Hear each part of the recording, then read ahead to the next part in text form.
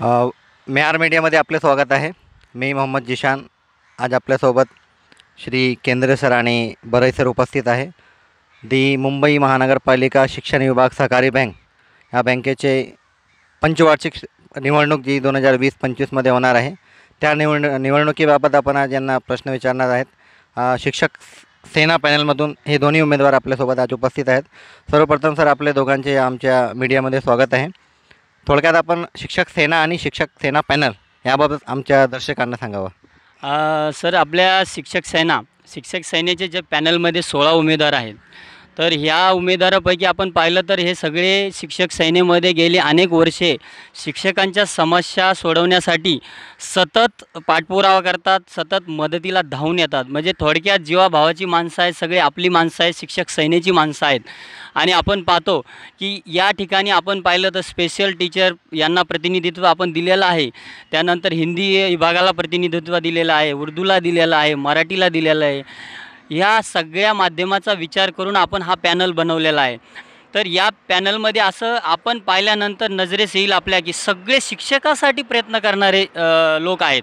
आणि मी तर म्हणेल की गेली अनेक वर्षे शिक्षक सेना मागील काही वर्षापासून आपण पाहतच आहात की शिक्षकासाठी आपण काय काय केलेलं आहे, की ही वेगळं सांगायची गरजच नाही. कारण मागील वर्षी आपण बघितलं 2000 आपण या मागील काळामध्ये की अनेक वर्षापासून शिक्षक सेना शास्ती असो, एम ए इन्क्रिमेंट असो, BEd वेतनश्रेणी असो, आपला मागे मोर्चासुद्धा झाला ऑनलाईन कामकाजाबद्दल. अशा अनेक समस्यावर आपण आवाज वेळोवेळी उठवलेला आहे. आणि आपले सन्माननीय अध्यक्ष श्री KP नाईक साहेब हे सतत शिक्षकांच्या प्रश्नासाठी सतत या वयातसुद्धा धावपळ करत असतात आणि शिक्षकांना न्याय मिळवून देण्यासाठी प्रयत्न करतात. आपले प्रमुख सल्लागार सन्माननीय सातमकर साहेब हे सुद्धा आमच्या पाठीशी खंबीरपणे उभे आहेत. आणि मग ही आम्ही असं शिक्षक सेना युनियनमध्ये काम करत असताना मी आज गेले 10 वर्षे शिक्षक सेनेमध्ये एक कार्यकर्ता म्हणून आज सहचिटणीस पदापर्यंत काम केलेलं आहे. शिक्षकांच्या प्रत्येक प्रश्नावर मी आवाज उठवलेला आहे. म्हणून मला शिक्षक सेनेने यावेळी शिक्षक सेना पॅनलमध्ये संधी दिलेली आहे. माझ्याबरोबरीला बरई सरसुद्धा आहेत कार्यकर्ते आपले, यांनासुद्धा संधी दिली आहे. हलीम सर आहेत, मसूद सर आहेत, आपले 16 कॅन्डिडेट आपण पाहिलं तर शिक्षक सेनेचे एकदम धडाडीचे कार्यकर्ते आहेत. आणि आपल्याला ही बँक का लढावी अशी वाटते? मला तर वाटतं की आपण गेली अनेक वर्षे पाहत आहोत की नुसतं आश्वासनाचा पाऊस पाडला जातो. अक्षरशः आपण पाहिलं तर बँकेमध्ये गेल्यानंतर आपण पाहाल की तिथे जे प्रॉब्लेम आहेत की आपण गेला तिथं पाऊल टाकताच आपले प्रॉब्लेम ध्यानात येणार आहेत. सर, तुम्हाला काय वाटतं, काय काय प्रॉब्लेम आहेत? सर, आज घडीला मला असं वाटतं की आपण आज जरी बँकेत गेलात तर त्यांनी सांगितलं की 100% CBS केलेलं आहे. तर तुम्हीसुद्धा माझ्यासोबत आज चालू शकता आणि तिथं प्रत्यक्षात आपण पाहूया की यांची जी CBS सिस्टीम यांनी घेतलेली ऑनलाईन आम्ही केलं म्हणतात छाती ठोकपणे. तर आपण तिथं CBS बाबत थोडक्यात जरा आमच्या ही जी सिस्टीम आहे, ऑनलाईन सिस्टीम बोलतात, हे आम्ही केलं. तर सिस्टीम जी प्रोग्राम घेतला इथं लाखो रुपये खर्च केलेला आहे, परंतु यांनी 100% कार्यान्वित केलेली नाही. आजही आपण गेलात तर आज जर मी सभासद म्हणून बँकेचा गेलो आणि सांगितलं की माझ्या खात्यामध्ये मला ऑनलाईन 1000 ट्रान्सफर करायचे आहेत, तर त्या कर्मचारीचं उत्तर हेच येणार आहे की तुम्ही ऑनलाईन ट्रान्सफर करू शकत नाही. मग मला या विद्यमान संचालकांना प्रश्न विचारायचा आहे की तुम्ही ऑनलाईनच्या बाता मारता, तर ऑनलाईन माझ्या खात्यात मी स्वतः का पैसे ट्रान्सफर करू शकत नाही? मग आपण जो खर्च केला सिस्टीम घेण्यासाठी, तर हे पैसे व्यर्थ गेले बँकेचे. म्हणून दुसरा प्रॉब्लेम आज आपण पाहत आहोत की मागील वर्षी मी स्वतः प्रश्न केला होता की सन्माननीय पालकर साहेबसुद्धा होते, यांना बोललो की विनंती केली साहेब की आमच्याकडे जे गॅरंटीर पद्धती आहे त्यांचा खूप त्रास होतो आहे सभासदांना, यामुळे लोक सभासदत्व रद्द करायला लागलेत आणि बँकेचा राजीनामा देऊन दुसऱ्या बँकेत जात आहेत. आज आपण पाहतो की लोकांना विदाऊट गॅरंटी टॉपअप लोन मिळतं गृह कर्जावर. तर ते टॉपअप लोन घेतात लोक, म्हणून बँकेचं लोन घेण्यास थोडं कमीपणा वाटतो. ते नको बोलतात, झंझटी आहेत, जामीनदार लागतो, त्यामुळे ते आपल्या बँकेचा राजीनामा देत आहेत. तर या कारणासाठी की राजीनामा यासाठी देते की 3 लोकांचा ग्रुप आहे, 2 गॅरंटर मागतात आणि काही अशी ठराविक रक्कम द्या ना, तुम्ही विदाऊट गॅरंटी देऊ शकता.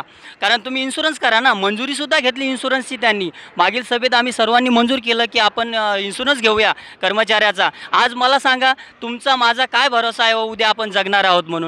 मग मला जर कोणी गॅरंटी दिली, मी राहिलो नाही, तर मी त्याचे पैसे कोण देणार आहे गॅरंटरचे? म्हणून मला सांगायचं आहे, जर तुम्ही आपल्याला जर मंजुरी मिळाली होती 1 वर्षापासून इन्शुरन्स घ्यायचा आणि ही जामीन पद्धती रद्द करायची, तर आपण का नाही केलं? म्हणून आम्हाला आमच्या शिक्षक सेना पॅनल आल्यानंतर निवडून आल्यानंतर माझं तर आव्हान आहे सर्व मतदारांना की यावेळी कोणत्याही भूलथापाला बळी न पडता यावेळी शिक्षक सेना पॅनलला सर्व 16 उमेदवारांना आपण एका शिक्क्याने मतदान करा आणि प्रचंड मताने निवडून द्या. आपण सगळ्या सुधारणा करणार आहोत. तुमच्या प्रत्येक सूचनेचा आपण तिथे आदर करणार आहोत आणि तिथे पास करणार आहोत. सर, मुंबईमध्ये बाहेरून अनेक शिक्षक नोकरीला लागतात आणि प्रत्येकाचं स्वप्न असतं की माझा मुंबईमध्ये घर असावा. तर होम लोनसाठी जर तुम्ही निवडून आलात तर आपल्या मनात आपल्याकडे काय काय उपाययोजना आहे की त्या होम लोनसाठी तुम्ही काय काय प्रयत्न करणार आहात? नक्कीच सर, ही बँक कर्मचाऱ्याची बँक आहे. ही आपली हक्काची बँक आहे, सहकारी बँक आहे. तर आपण एक शिक्षक सभासदांना सहकार्य करणं गरजेचं आहे. सहकारी बँकेचं उद्दिष्टच ते की आपल्या लोकांना सहकार्य करूया. तर आपल्याला जर गृह योजना यांनी चालू केली बोलतात, परंतु आपल्याकडे जो गृहकर्ज घेण्याचा ओढा आहे तो वाढला पाहिजे. सभासदांना विश्वास देऊ शकलो पाहिजे की आपण स्पर्धेच्या युगामध्ये त्या ज्या अदर बँक त्यांना त्या टक्केवारी व्याजदरामध्ये गृहकर्ज उपलब्ध करून देतात त्या प्रमाणात आपणही त्याच टक्केवारीमध्ये व्याजदरामध्ये आपण त्यांना गृहकर्ज नक्कीच प्रयत्न करूया देण्याचा. आणि आपल्याकडे जास्तीत जास्त सभासद कसे येतील? आज मला सांगा, इंग्लिश मिडियमला एवढे शिक्षक आलेले आहे, उर्दू मिडियमला आलेले, आपली सभासद संख्या 10,000हून खाली येत आहे. एक कारण सांगतात की रिटायरमेंट जास्त आहे. ठीक आहे, मान्य आहे. परंतु आज भरतीसुद्धा झालेली आपण पाहता उर्दू मिडियम इंग्लिश मिडियमला किती भरती झाली मोठ्या प्रमाणात. तर संचालकांनी त्यांच्यापर्यंत जाणं गरजेचं आहे. आपल्या बँकेचे सभासद व्हा म्हणून विनंती करणं गरजेचं आहे. आणि आमचा पॅनल आल्यानंतर आम्ही नक्कीच सभासद संख्या वाढवण्यासाठी नक्कीच प्रयत्न करू सर. मी आमच्या दर्शकांना सांगू इच्छितो की मुंबई महानगरपालिका शिक्षण विभाग सहकारी बँक ह्या बँकेमध्ये दर 5 वर्षाला निवडणूक होत असतात आणि आपल्या शिक्षकांमधून अनेक उमेदवार उभे असतात आणि प्रत्येकाला एका वेळेला संधी दिली जाते. या बँकेचा नियम आहे. डबल दुसरा उमेदवार उभा राहू शकत नाही. तर दर्शकांना माझी हीच विनंती आहे की आम्ही उमेदवारांची आवाज तुमच्यापर्यंत पोहोचवतो आहे. निर्णय तुम्हाला घ्यायचा आहे की तुमच्याकडे काम करणारा तुमचा चांगला उमेदवार कोण आहे त्यांना तुम्ही भरघोस मतांनी निवड करा. ही इलेक्शन 27 फेब्रुवारी 2020 ला होणार आहे. सकाळी 8 वाजल्यापासून तर सायंकाळी 5 वाजेपर्यंत निवडणूक चालणार आहे. तर तुम्हाला आव्हान आहे की तुमच्या निवडीचा जो उमेदवार आहे जो तुमची आवाज त्या बँकेमध्ये पोचवू शकतो त्यांना भरघोस मतांनी निवडून द्या.